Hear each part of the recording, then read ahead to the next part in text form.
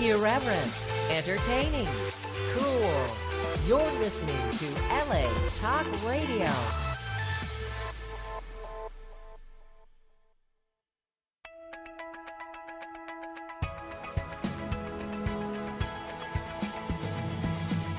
You're listening to Question Reality with Priscilla Leona, right here on LA Talk Radio. Hello, and welcome to Question Reality, the Question Reality radio show. I'm Priscilla Leona, producer and host of this show, and we are coming to you live from Los Angeles, California. Now, for 13 years, we have been providing our audience with entertainment industry career advice. Now, this show is for you if you are questioning your career reality about pursuing a career in show business, or if you're already working in the entertainment industry and you just need some tips, advice, or resource information on how to elevate your career status. Now, the guests on our show include Emmy winners, Grammy Award winners, Tony Award winners. We have reality TV stars and a wide variety of working show professionals, which include film, television, music, radio producers and directors. And we have casting directors and literary agents and casting agents and PR agents and talent managers, screenwriters and publicists and actors and comedians. I feel like saying, oh my, singers and novelists, script supervisors. And we also have entertainment lawyers that come on towards the end of the year, because if you are pursuing a career in the entertainment industry, as with any profession, you really need to have a lawyer on retainer. Now, not LegalZoom. Now, there's nothing against LegalZoom, but I just had a situation where someone decided to start a .org via LegalZoom, and now they're in all kinds of trouble. So you really do need to put your pennies together and be able to at least get a consultation. So we provide entertainment lawyers, and we give you free advice, so you can write in all of your entertainment questions and they answer it. And usually, again, that's in the month of December. Now, if you missed any of our shows, here are 3 ways that you can listen to the free shows. Past shows, rather. We have the free mobile apps, of course, you can get from the App Store and the Google Play Store. You can listen to us on iHeartRadio. We're on iTunes, Amazon Podcasts. We're on Google, Audible.com, Stitcher.com. Just type in Question Reality, and there we are. All over. The first thing you'll see, big old page. I think I go 3 pages deep, so you'll find us. You can also listen to any of the past shows on our archive page. That means that you'll listen directly from the website that you're listening to us on right now, which is latalkradio.com. So just look for the show title, Question Reality, and you can also search for my name, Priscilla Leona. What the heck's my last name? Leona? Is that a new pronunciation? Priscilla Leona. I can't even say my name. Well, you know what's happening. I decided to sage today. And I've been coughing and choking, and I think I'm a little lightheaded. I don't know what. I'm always looking for new things and holistic things and smells, and decided to sage. The whole house smells like marijuana. I had no idea that sage smelled like marijuana. I'm sure that the neighbors are going to be calling and sending the cops over here. But I think I got the windows open. So anyway, I'll be mispronouncing things during the whole show. So be prepared. Now, I want to ask you guys for a small favor. We really kindly ask that you please subscribe to our podcasts, which are via the Apple Podcast. And also, if you could give us a little thumb up on Facebook and Twitter and Instagram and LinkedIn. Now, I talk a lot on this show about branding, how important it is to keep your branding consistent. Pick a name and let it be the same name for Facebook and Twitter and Instagram and LinkedIn, because when people go to do a Google search, they don't want to see Sweetie Pie Tina number 33. Okay, who the hell are you? You gotta pick a name and stick with it. So even though our show is Question Reality Radio Show, I have branded myself by my name. Very easy, because everyone knows me by Priscilla Leona. So please go on Twitter and Facebook and LinkedIn and Instagram and look for Priscilla Leona, Leona, and give me a little thumb. Who the hell doesn't need a little thumb? A thumb or a finger, but whatever one works on your hand, a thumb or a finger. I need it. Okay, finally, if you want to be booked on our show or refer someone to be a guest to promote themselves, to showcase their projects or products, and just help listeners by providing career advice, go to our official website. Now, listen very carefully. We're going to do like a whole switcheroo here. Our official website is questionrealityradioshow.com, not the website you're listening to us on now, which is obviously latalkradio.com. This is the website where we air our show. So again, go to the website questionrealityradioshow.com.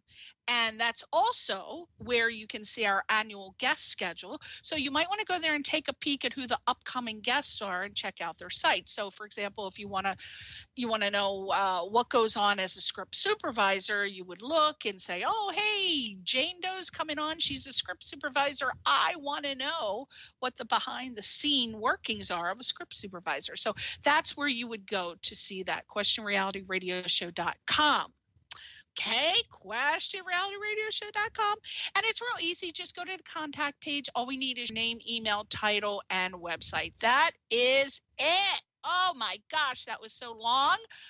But you needed to hear it. Okay, so very exciting. This guest today is, in my opinion, he is a heartthrob. He is a hunky guy.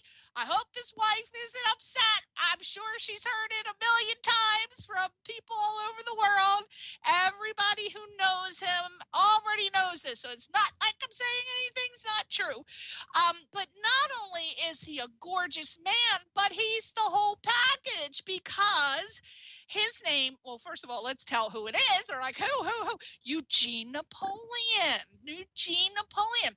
Now, he is the CEO of Nap Vision Entertainment. He is a 2-time best-selling author. He is a documentary filmmaker. He's an ex-professional football player. He is an award-winning special education teacher and a motivational speaker. My God, this man is so impressive.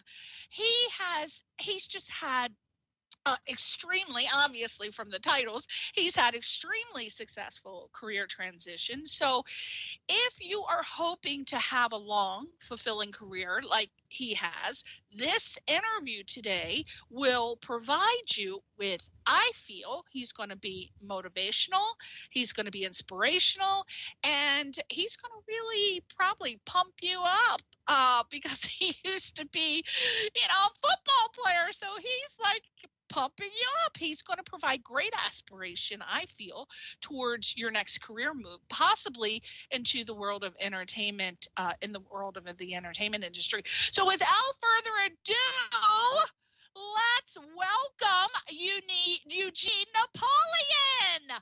Are you there, Eugene? I am here, Priscilla. Thank you so much for the introduction. I appreciate it. Well, you are just a man that we all appreciate. My God. Welcome to the show. I've been wanting to say this. I wrote this down. Welcome to the show, Eugene Napoleon, a.k.a. Jersey number 33 from Jersey City, New Jersey. How many people say that? I love it. I love it. Thank you. I love it too. It rolls off the tongue. Very, very, very easy to say. And I want to start. There's so many things to talk about because, my God, we could be here for, I would think, 8 hours talking about how successful you are and what an inspiration and a motivation you are to the world. But let's start at the beginning. So as we said, you were a professional football player for, I believe, the Orlando Predators and Yes. Tampa Bay Storm. And I wanted to get because this was a question from Susan of Locust City, Nebraska. And she said, Dear Eugene, what was the reason you started playing football? So I thought, that's a simple, basic question. Thank you, by the way. And I thought we would start with that question. That's an awesome question. It's ironic because in the earlier years, my mom did not want me to play football. I was a scrawny little skinny kid, and she didn't want me to get hurt. It was actually a good friend of mine, Calvin Spivey, who I watched those guys practice all the time when I was much, much younger. I think I had to be somewhere in the neighborhood of maybe 8 or 9 years old. And it intrigued me that, these guys were fast and, it was such a physical sport. I really wanted to play. So I remember not telling my mom that I was going to play. And I had my stepsister, Lisa Miller. She signed the permission slip for me to play. So my mom actually didn't know until the latter part of that particular week, right before the first game, that I was actually playing football. I would take my equipment over to my stepsister Lisa's house, which, and I would drop it off there, and she would clean it for me. So by the time my mom found out, the coach had to come and explain to her. He couldn't, of course, promise her that I wouldn't get hurt. I mean, football is a contact sport, obviously. But he did tell her, you have no idea. Your son is really good. He's the fastest kid on the team. The likelihood, for them to hurt him, they got to catch him first. So that was really my introduction to it. My good friend was playing. I wanted to play. And I tell you, Priscilla, I thank God for it. I actually wound up being pretty good. So it worked out in the end. But that's how I started playing football. Isn't that something? Wow.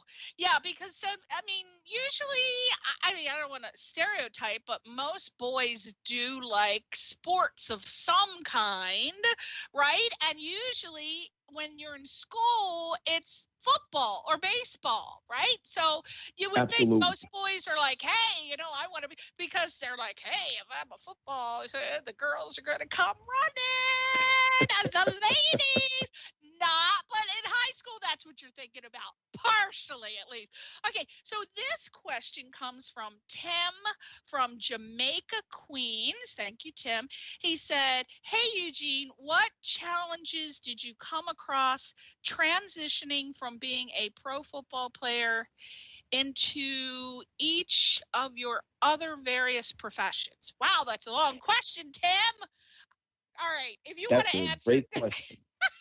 Okay, go. That's a great question because you know what it is? A lot of times I was fortunate not to look at football as my identity and to look at it as something that I was actually good at. So I never thought, that football validated me. I enjoyed playing it. It was a blessing. So during my career, I always looked at other things that I always wanted to do. One was motivational speaking. One was I started, jotting notes down when I was in college in terms of writing a manuscript for a book or things of that nature. So when it was time to transition into something else, I had a few other passions and a few of the things that I wanted to accomplish. So I had like a little bit of a to-do list. And the one thing I will say about professional sports and athletes, and I don't care what the sport is, when I retired from playing, I was fortunate to go to Wall Street. And from there, I started a sports agency where I was a sports agent for 10 years. And the first thing I always tell people, while you're playing, you need to start thinking about what's the exit strategy and how are you going to transition into the next thing, because you're not going to be a professional athlete forever. So I was fortunate to have people in my life early on that kind of talked about that and made sure I understood that, my mom being one of them. So it wasn't that difficult to transition. It's different for most people, but for me, it wasn't really that difficult to transition. Wow. Wow. Now you got me on a whole nother train of thought. I'm going to come back to that because I feel that question is very important to expand on. But the next question comes from Richard from Laurel, Maryland. And he said, he feels comfortable enough to call you Gene. We don't know if Eugene goes by Gene, Richard, but okay. Hey, Gene, what are your strengths as both an athlete and a person? That is an excellent question. I love that question. Morals, having a good moral base and have that entrenched with faith. So for me, I'm gonna get a little bit deep and I'll answer it I'll answer it this way. My 9-year-old sister saved my life when I was 4 years old in one of the biggest house fires in Jersey City. And she gave her life for me, right? So when I got a little bit older to really start staying on that path of just living for the both of us, basically, and trying to do everything the right way. I don't drink, I don't smoke, I never gotten heavy partying, never. And I don't know what beer tastes like. So I try to think things through on a way of, I didn't want her death to be in vain. So anything that I try to do it at the best level possible. And I always say good business is always respected. So you do things with a good moral code. You do things, from a good character perspective. So those, I believe, are my strengths. And every business that I ever got involved with, music, entertainment, whatever, sports, whatever it is, people that really know me, they know I'm going to do good business. So that's what I really pride myself on, just being the best person I can possibly be. And that you are, my friend Eugene. Now, the next question I'm going to ask you is something that you had said that you wanted to talk about. How, in your opinion, how has high school and big-time college recruiting changed over the years? Not knowing that there was a change, I wouldn't know. So take it from a perspective of someone who's listening, and we didn't know it changed. We didn't know it went from this to that. So maybe you could educate us. Definitely. When I was being recruited, and this is back in 1985, recruiting then was as simple as you're getting written up in the paper all the time. That's cool. Maybe word of mouth from coach to coach. Maybe some of the teams that you played against, their coach would talk about you, and other college recruiters would come through and say, well, who's the best kid in your area? And that's how your name got out there. Now, it's a totally different game. Because of social media, recruiters don't even have to get on a plane and fly to different states anymore. They literally can go on the internet and look at these kids' highlights on YouTube. The money game, as far as TV contracts with these huge Power 5 conferences, has changed. For instance, the SEC is probably the number one football conference collegiately in the country. Their TV contract is almost $1 billion. So back then, when I was coming out of high school and going into college, the money was nowhere near the same.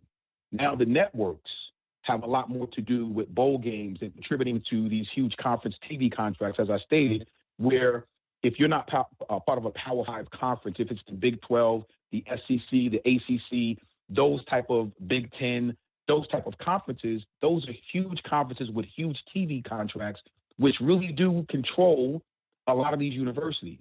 It wasn't like that when I came out of high school going into college. So that's one huge way. And just the recruiting battles now, there's so much money involved with these universities at the top, these big time schools. You can lure kids in just because of the facilities and these multi-million-dollar coaches that are making the contracts, that, salaries. They play such a major role on trying to get a 5-star, 4-star, 3-star recruit to their universities because of the financial gain that they get from it. So it's changed dramatically in that sense. Now, I know that, again, please forgive me, I don't know that much about sports, but when I was watching football growing up, I know that there were a lot of athletes, and this was in sports in general, because my cousin was really into wrestling, and he was talking about how some of the players did that steroid thing, and then he said, oh, everybody in sports does it. So I don't know if that was true or not, but because of what you were just saying with these big companies involved, do they do more aggressive drug testing, and do athletes still do that anymore, as far as you know? And because I know a lot of people were having really a lot of medical issues from the steroid use. So how has that changed?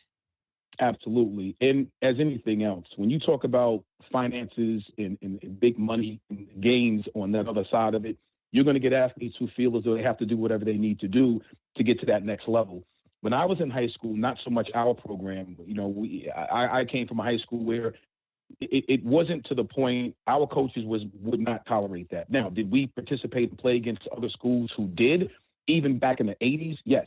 There were kids that was on steroids in the high school level and even at the collegiate level. Now, as years go by and you start to see the money that's involved in this, you do see that that's a major issue. It is unfortunate, and that's in every sport.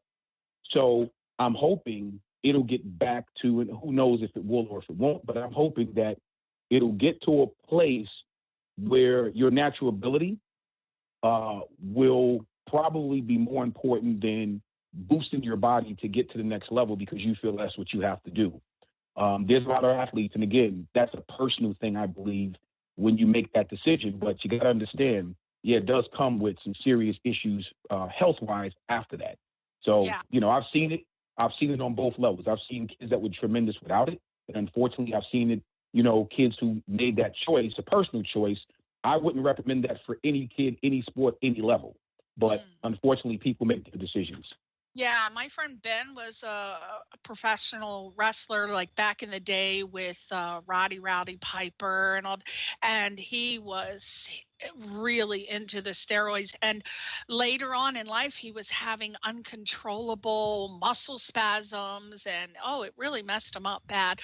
But he passed away since, and I don't know if that's a result of it. But he wrestled with all the greats, and he said that he passed away in 2014. So the last thing he was saying to us was that it is still rampant and that the companies corporations that recruit do overlook that. So I hope that they get back to just playing natural. But apparently, I don't know what the steroids do, but that really seems to make someone stronger on the field or whatever sport. So hopefully they'll get back. But okay, so let me ask you a question. Tell me about what your feelings are towards the importance of being a student first and an athlete second. Absolutely. And I think that's the core of it. When I go out and I speak to young people and their parents, I always say there's a reason why it's called student athletes and not athlete students. When you're being recruited and you're getting into college and you're making that choice of the university or college that you want to pick, you have to be a student first because you're not going to be able to play whatever that sport is forever. My high school coach, Frank Gardullo, I love him. He used to always say to me, no matter how great of a player you're going to be, you're going to be a human being far longer than you're going to be a football player. Mm-hmm. So truly being a student should come first. Now, obviously, and unfortunately, there are times when some of the athletes, no matter what sport it is, they get a little bit twisted and they feel like that sport is going to carry them even when they're done playing, not understanding. If you're not a student, I don't care what it is, you have to understand, let's say contracts, let's say financial literacy, let's say all these different things. If you make it to the professional level in any sport, you still got to be bright enough to understand contracts and how to manage your money. So getting into college and taking your studies seriously, probably to me is the most important thing. If you're a good football player, basketball player, baseball player, track, no matter what the sport is, but you are equally a good student or even a better student, you're going to do far better when your career is over versus the other way around. Exactly. So I will always tell parents and kids, please take your studies seriously. Yeah, what if you wanted to become an independent sports agent? For God's sake, you got to understand some sort of business. You got to have some sort of a business acumen, which brings me back to what you were talking about earlier. What was it like being a sports agent? So a lot of people honestly don't even know what a sports agent does. So maybe we could start with that question first. What do they do? And like, say, for example, there's high school kids, which I know there are listening right now, and they think, well, if I ever make it, what does a sports agent do, and why should I stay with a sports agent rather than becoming an independent free agent? Sure. Sports agent typically is the person and or group of people that's going to look over your contract. They're going to negotiate your contract for you. They're going to help you find financial people to take care of your money. technically they're going to also go out and get you endorsement opportunities and really help to manage your career. That's what a good sports agent and/or agency is supposed to do. And as in any business, sometimes you find really good ones, and sometimes you find really bad ones. So I always say, make sure that you're looking at the agency or the individual. Do your research. Take your time. Do your research, because there's so much money in these particular sports that an agent's going to come in and they're going to tell you that you're the greatest thing since Swiss cheese, and you're the greatest thing since air. And they're going to tell you everything that they think you want to hear in order to get your business. But at the same token, a good agent is going to tell you, or should tell you, let's talk about, again, your exit strategy first. Because I already know, obviously, if you're going to be a first or second round draft pick, you're going to make a lot of money. But the most important thing is, how can I get you? What's your goals? Not as an athlete, as a business person, working in your community, those sort of things. That becomes more prevalent than all the money you're going to make, because it's obvious. If you're a first round pick, you're going to make tons of money. So without, withstanding that, what can we do together that's going to help you be more productive within your community and some of the other things that you're going to do off the field, some of the tangible things off the field? Those are some of the things for me as an agent or an agency they should be more focused with. Contract litigation, it is what it is. That stuff is already tailor-made, it's capped at a certain level anyway. So let's start talking about focusing on the other stuff as well. Those things are important if you're going to go or sign with an agent. Yeah, and they should have the foresight to be able to say, I want to look for some commercial opportunities. I want to look for some acting opportunities. They should be looking for things that are going to be great for you, like endorsement deals after the career, afterwards. Absolutely. So they, when do you think an athlete should start learning about financial literacy? I would say like right in the womb, but that's me. When do you think? What do you think?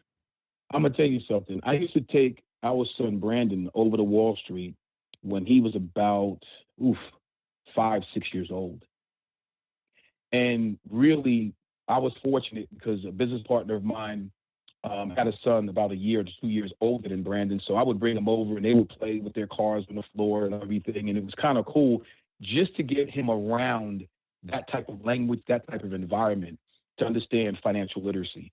As you said, Priscilla, you're never too young to understand and learn about financial literacy and the importance of diversifying your financial portfolio, all those different things.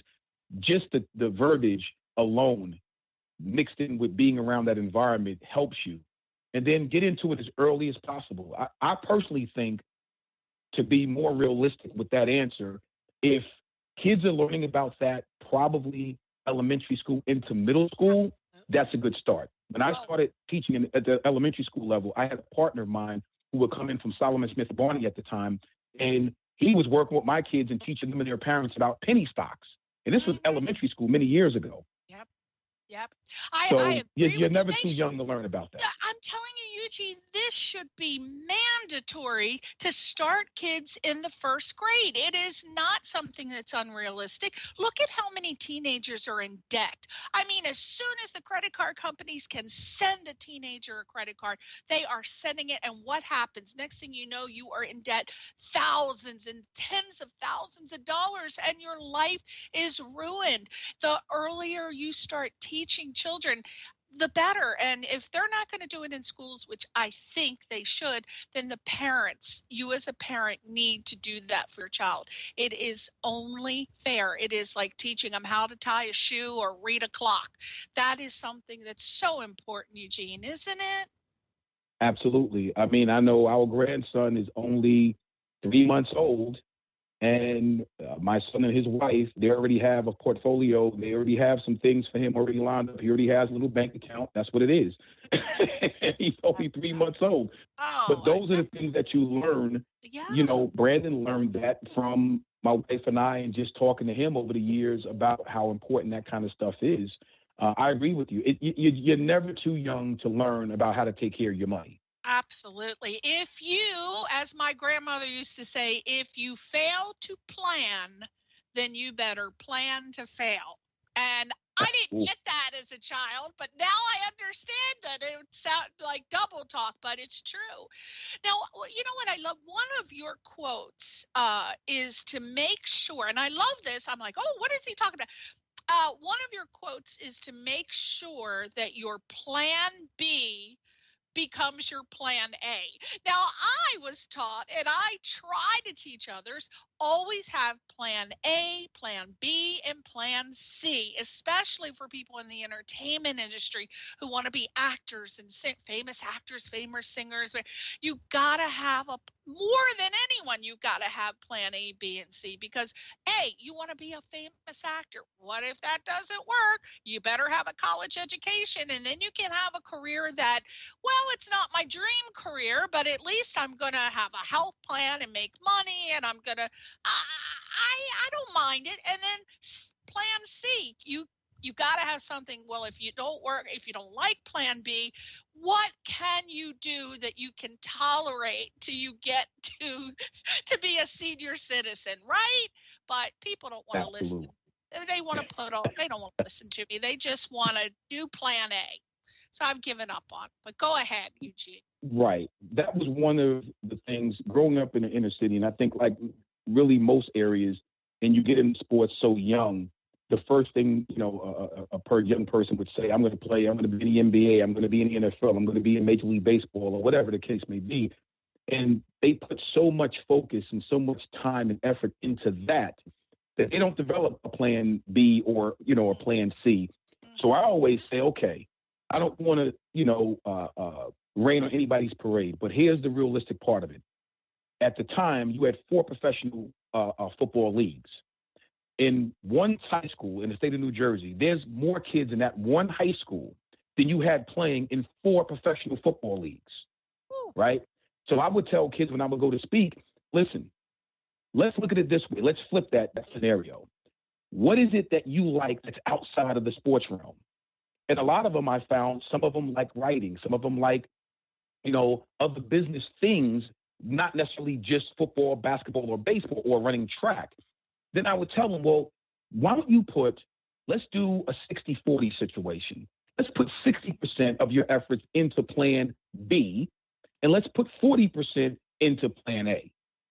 Let's just flip the roles a little bit, because 9 times out of 10, more realistically, you may fall into doing plan B or plan C before plan A, just in case. So it's just a way, it's a perspective. And again, most kids, they don't want to hear that.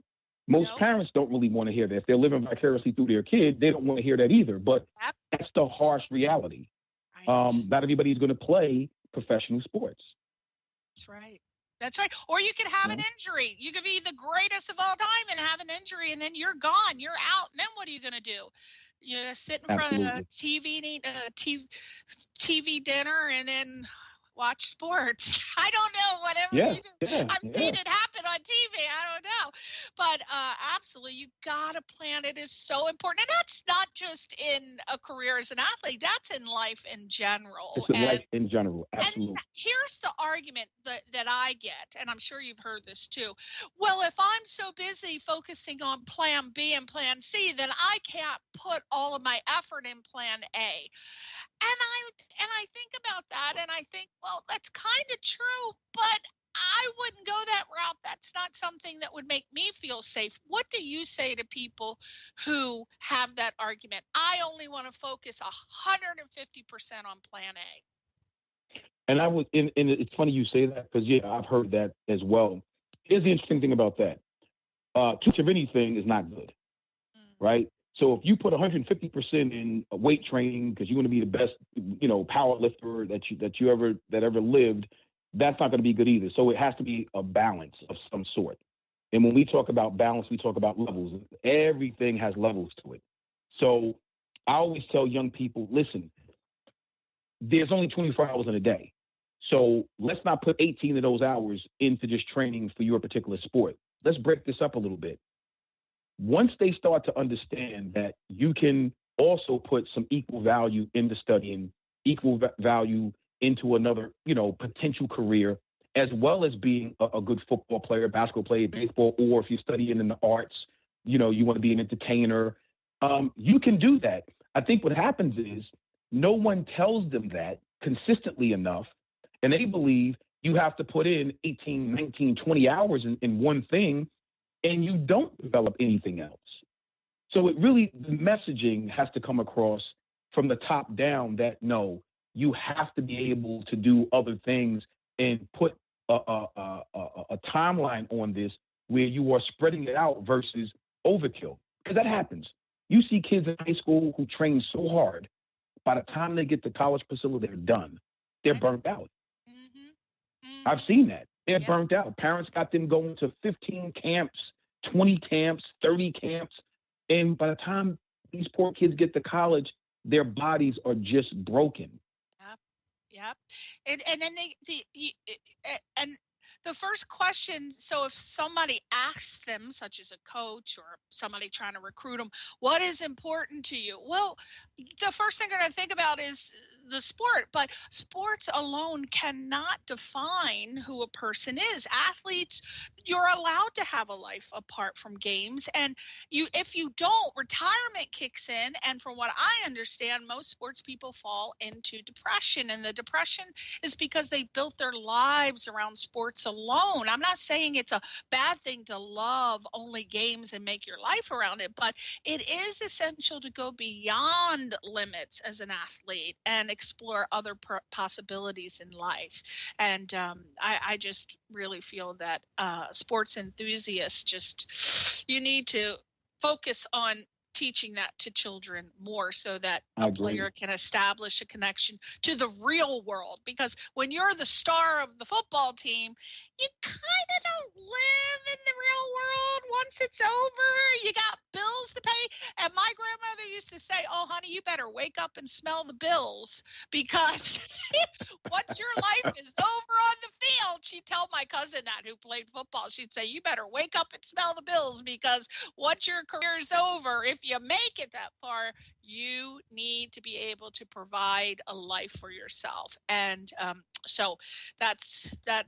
I'm so glad that you as a motivational speaker, you include that. Speaking of which, you've had so many professions. Again, ex-professional football player, CEO of Nat Vision Entertainment, two-time best-selling author, documentary filmmaker, award-winning special education teacher, and motivational speaker. Which came, can you take us in the order, which came one after the other, starting with after you left professional football? Were you approached by people to start these particular professions, or were you the one who planned your next steps and just made it happen? It's funny. Driven. I have a clothing line called Driven for a reason, and I'm so thankful for that. No, Priscilla, I got to be honest with you. I was always driven to want to do just different things. So when I retired from playing, watching what was going on, even with my former agent, I just didn't like the way things looked. So I knew when I was done, I wanted to start an agency. I wanted to start a sports agency that really focused on community-based, things and off the field, which made sense. So that's when I retired. When I got off, went to Wall Street. The record business kind of started early. I started that early, for my wife and helping her reach her goals. And then in the midway of that, I started Nap Sports, which was my sports agency. Did that for 10 years. In lieu of doing that, it also led into motivational speaking, because as an athlete, I was doing that, for at that time, maybe for a good 15 to 18 years, going out and speaking at schools and different places, corporate and high school level stuff. So, and at the level as well. So that was kind of intertwined at the same timeline. And then writing was always cool. I always enjoyed writing. So I started penning, my first, like I said, manuscript. When I was in college, I would take notes and write little things down. So by the time I was done playing, it was the right time, I felt, to start writing. So I wrote my first book and released it back in 2006, Dream Real. But that was from ideas as a former athlete that I already had in the back of my mind, and it wound up being a real successful book. Truly, it was a document. It was really, I guess, it is inspired by my mom. You know what I mean? When people read that book, they'll get a clear understanding as to why I wrote it. All the teachings and the things that my mom gave me, all the goals and all those things, all the aspirations, and pushed me to be the best that I can possibly be, no matter what I wanted to do. It comes out in that book. You know, these are my mother's teachings. This was my tribute, basically, to my mom. So that motivated me to continue to write and stay in that lane, because that's where, you know, comfort-wise, you know, you have to have some other things, you know, that comfort you. And writing for me has always been there. And then the you know, again, the entertainment side, because of my wife, 25 years in this music entertainment industry, it kind of came natural. You know, everybody knows that they say most athletes want to be entertainers, singers, rappers, or whatever, and vice versa. Most rappers and singers want to be athletes. So it kind of intertwines all in one. Right. Look at LL Cool J, yeah. which, by the way, I don't know if anyone's ever told you, but I feel like I'm having an interview with LL Cool J. You talk exactly like LL Cool J. If people told you that before, right? It's funny you say that. Yes. You sound yes. exactly like him. Yes, I've heard that. It's interesting. Yeah, I like LL. I met him several times. I like LL. I Need Love. Remember that song back in the 80s? Absolutely. I'm like, oh my God, I Need Love. I love that song. I am not a singer, as you can tell. Okay, so I wanted to congratulate you, because I believe you and your beautiful, multi-talented wife, Naya, you have a new show called The Nap and Naya Show. So for those who don't know about it, what is it about, and who is the audience? Who doesn't know about it now would say, hey, that sounds really cool. I want to start listening. Yes, let me tell you something. About a year ago, maybe even a little bit more than that, so maybe a year and a half, 2 years ago, the conversations that my wife and I would have, they're so organic and they're so real, and we would crack each other up. But funny stuff, just real open dialogue, you know, unscripted. So we went on Facebook about a year ago, and just to see how it would go. And every now and again, we would get on and we would call the Nap and Naya Show live on Facebook. And so many people tuned into that. It was like a lot. At one point, you know, 10,000, 12,000 people tuned into that thing. And we wouldn't do it regularly. We would just do it, you know, sparingly every now and again. But every time we came on, and it was conversations that are real, tangible conversations that people just enjoyed. Maybe things that people wouldn't, they may talk in private, but wouldn't talk about, you know, in person. And we would just talk about these particular topics that people really, you know, are connected with. So when we decided to do the Nap and Naya Show, thank God, a good friend of mine, his name is JC.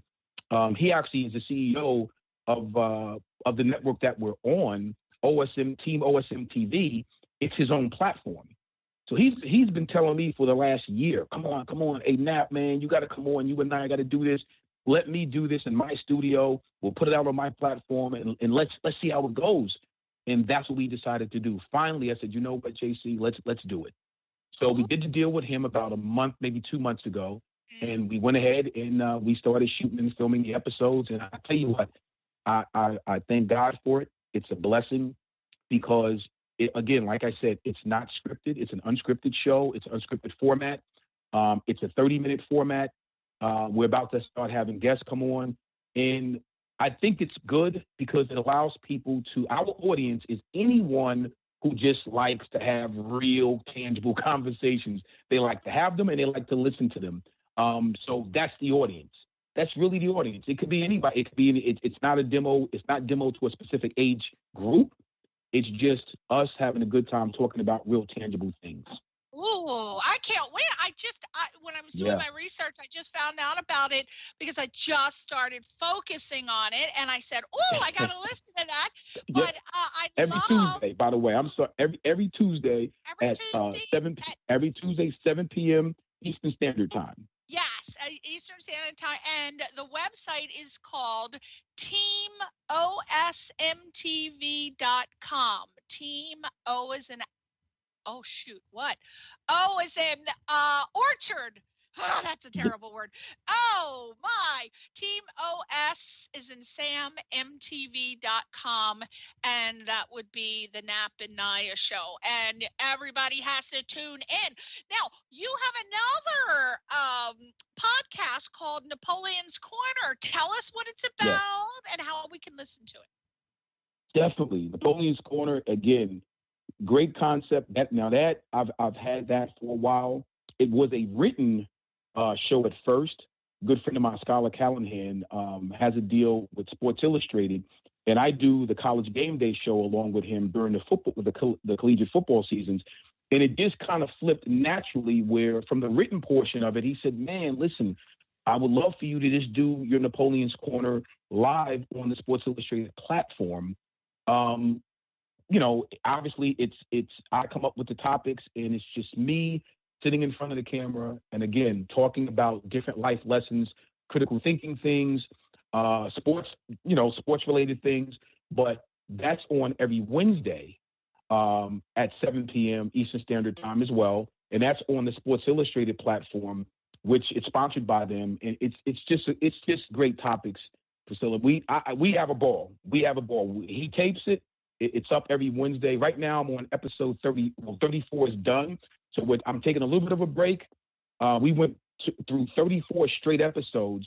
So God willing, at the end of August, we'll be back in production on that, and then it'll run right into the college season because this is my second year going into the College Game Day show. Once again, which is sponsored by Sports Illustrated. So it's on both the Napoleon's Corner and the College Game Day show is sponsored by Sports Illustrated on their platform. So if we wanted to go there right now, what website will we go to, or what's the best way to get a direct link to it? Sure. Once the show is taped, usually they send me the link, and I normally send it out to everybody. So I put it on all my social media platforms. There is the www.sportsillustrated.com site, that link. If you click that link, it toggles down to West Virginia Maven site, which that's the site that they sponsor, and all of my episodes will be there. Okay. And we can't forget teamosmtv.com. Now, if someone wants to be a guest on your show, is the website, does that allow someone to submit? Oh, yes. You're going to laugh at this because, Priscilla, I'm going to put you on the spot real quick because I want you to call in to be a guest on the Nap and Nine show. We're going to start going live within the next 2 to 3 weeks.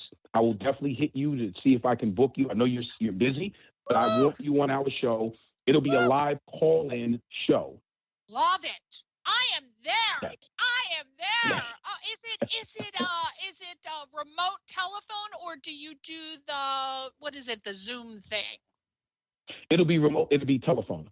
Telephone. Good. Okay. So yes. People, there you can have you can look like hell and you can still be a guest on Eugene's show. So don't be tripping that you got to be on Zoom. I love it. Oh my gosh, I would be so honored to be on your show. My goodness gracious. And I want to promote it on all of my sites as well with your permission. So I would love to Thank do you. that. Yes, please do. If Absolutely. you talk about anything, that's my forte. I can talk about many topics. Oh my gosh. Okay, so let's make sure we get all of your sites out there. So you are on Facebook, Instagram, Twitter, and YouTube. Yes. Is it under your name only, Eugene Napoleon? Yes, absolutely. And, and like you said earlier, branding is so important. You know, I did the Inside the Jersey Eugene Napoleon documentary. That's on Amazon Prime currently. In about a month or so to be on probably, I believe, about 13 other platforms. But the funny thing about that is I heard you say this earlier, and it's so very true. When people don't know, maybe, and even if they do know who you are, it has to be some level of consistency. So you'll notice if you Google my name, Eugene Napoleon, everything will pretty much pop up in just different areas of what I'm doing, but it'll be consistent, some way, shape, or form. It'll be linked to my name. Oh, yeah. Oh, good. Good. Yes. And now you got to share with us, do you have a nickname? I do. Nap, N-A-P. What is Nap. As the first three letters of our last name. Nap. Nap. God, I thought you said nip. I'm like, Nip? Nap. You are not a nip of a man. You're a mess of a man. So Nap is good. All right, everybody. Well, I tell you, I don't know if anyone loves this man more than me right now, but I adore him and his beautiful wife. You've got to check out her website. She is not only beautiful, but she has the voice of a songbird. She is a beautiful singer. Let's give a shout out to her. What is her website, Nap? I'm gonna call you Nap now. Absolutely. No, that's fine. So you can find her. It's at www.naya, Napoleon, NAPOLEON.com. Yes. All one word. Go to Facebook and look at her songs on the YouTube channel. One of them, I believe that you, correct me if I'm wrong, I believe you were producer of, which is the 304 song, right? Now, the funny thing is, Kenny Black, the Music Machine, Grammy-nominated producer, produced the track. She actually wrote that song for my Inside the Jersey Eugene Napoleon documentary. And 304 is the area code of Morgantown, West Virginia. So that's where the 304 came from. And it's I mean, I was so blown away and honored that she wrote that song on behalf of the state of West Virginia and for my documentary. So shout outs to my beautiful wife, Naya. I love Naya!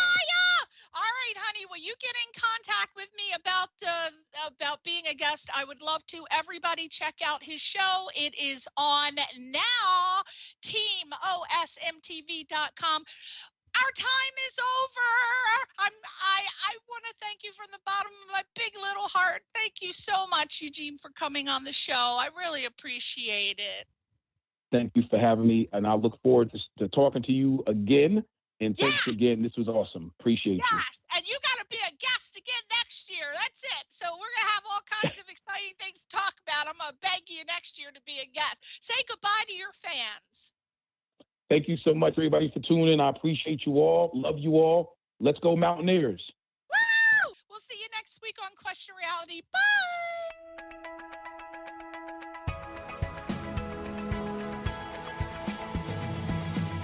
You're listening to Question Reality with Priscilla Leona, right here on LA Talk Radio.